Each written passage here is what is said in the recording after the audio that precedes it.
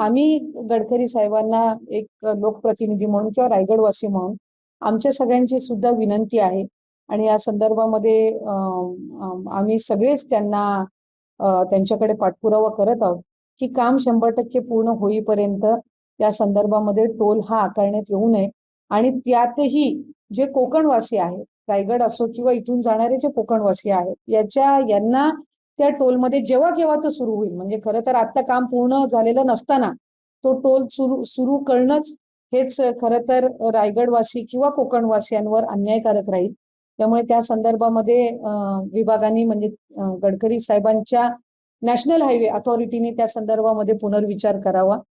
आणि ज्या वेळेला तो टोल सुरू करण्यात येईल त्यावेळेला सुद्धा काही सवलत ही कोकणवासियांना ही दिली गेली पाहिजे, यासाठी सुद्धा आमची ठोस मागणी राहणार.